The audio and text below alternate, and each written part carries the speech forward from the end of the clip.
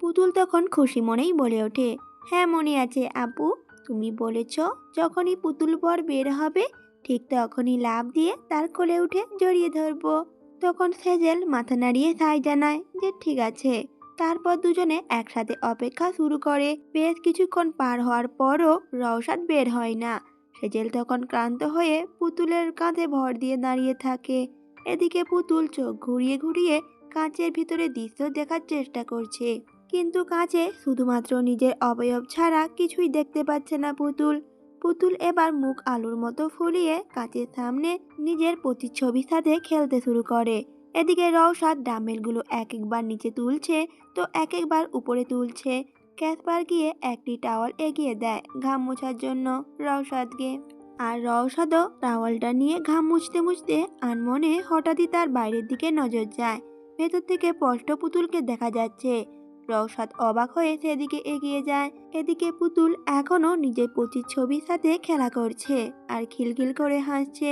এদিকে পুতুলের এরকম কাণ্ড দেখে রওশাদের রাগ মুহূর্তের মধ্যে গড়ে যায়।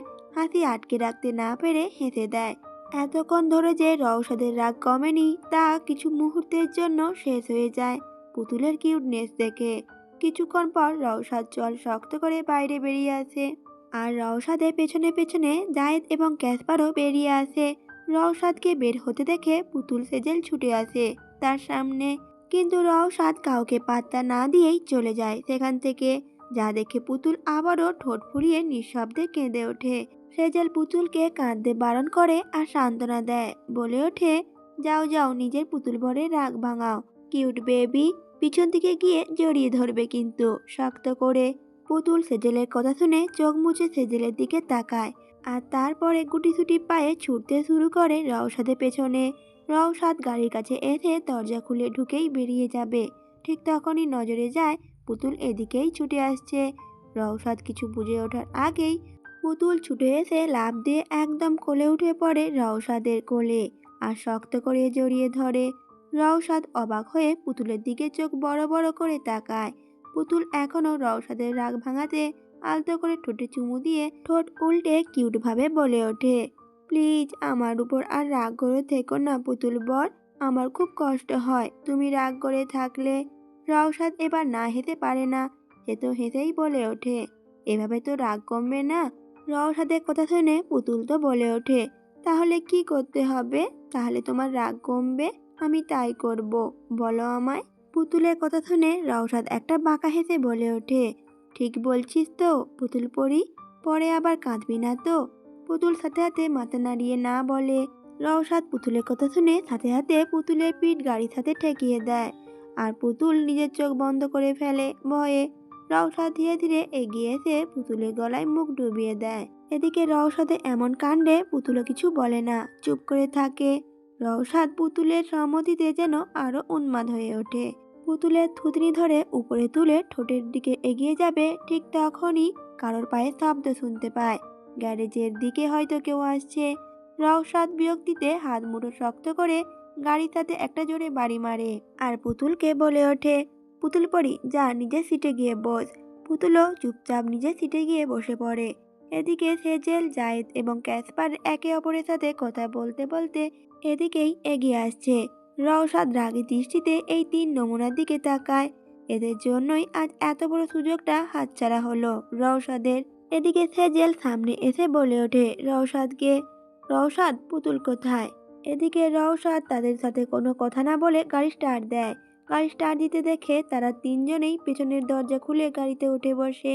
রওশাদ এবার দাঁতে দাঁত চেপে বলে ওঠে, এই তোরা কেন আমার গাড়িতে উঠলি, তোদের তো নিজস্ব গাড়ি আছে। রওশাদের কড়া কথায় তিনজনই দাঁত কেলিয়ে হেসে দেয়। তখন পুতুল সেজেলকে বলে ওঠে আহ্লাদি স্বরে, জানো আপু, পুতুল বর আর আমার উপর রাগ করে নেই।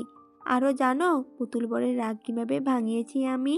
পুতুল আর কিছু বলবে তার আগে রওশাদ পুতুলের মুখটা চেপে ধরে আর রওশাদ চোখ বাঁকিয়ে পুতুলকে চুপ থাকতে বলে। পুতুলও সাথে সাথে চুপ হয়ে যায়। পিছন থেকে তিন নমুনা ভয়ে কোনো কথাই বলে না।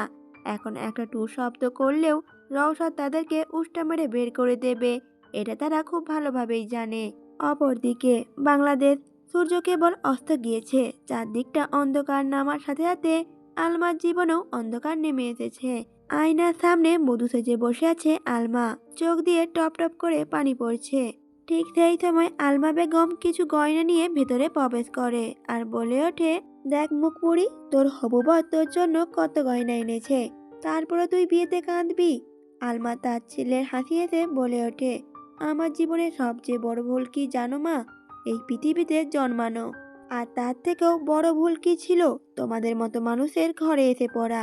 তোমরা এতটাই খারাপ যে টাকার বিনিময়ে এক বয়স্ক লোকের সাথে বিয়ে দিচ্ছ। ছি, আমার তো ঘেন্না হচ্ছে।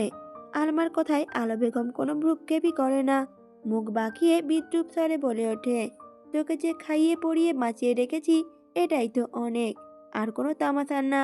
তোর বাবা বিয়ের সব বন্দোবস্ত করে ফেলেছে।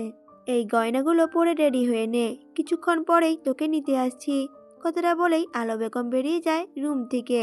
রুমের বাইরে ড্রয়িং রুমে বসে আছে আলমার বাবা আমজাদ সাহেব, আর তার ঠিক পাশেই বসে আছে হারুক মিয়া। বয়স্ক এই হারুক মিয়া সাথেই টাকার বিনিময়ে আলমার বিয়ে ঠিক করা হয়েছে। তারা দুজনে কথা বলছে, ঠিক সেই সময় হন্তদন্ত হয়ে ছুটে আসে আলো বেগম আর বলে ওঠে বেশ ঘাবড়িয়ে, সর্বনাশ হয়ে গিয়েছে, আলমা রুমে নেই, ব্যালকনি থেকে পালিয়ে গেছে। কথাটা শোনা মাত্রই আমজাদ সাহেব এবং হারুক মিয়া হন্তদন্ত হয়ে উঠে দাঁড়ায়। হারুক মিয়া তো রেগে মেগে নিজের সাথে আনা 20 লাখ টাকা নিয়ে বেরিয়ে যায়। মেয়ের কোনো অভাব নেই, কারণ এই টাকা দিয়েই অন্য মেয়েকে সে কিনবে।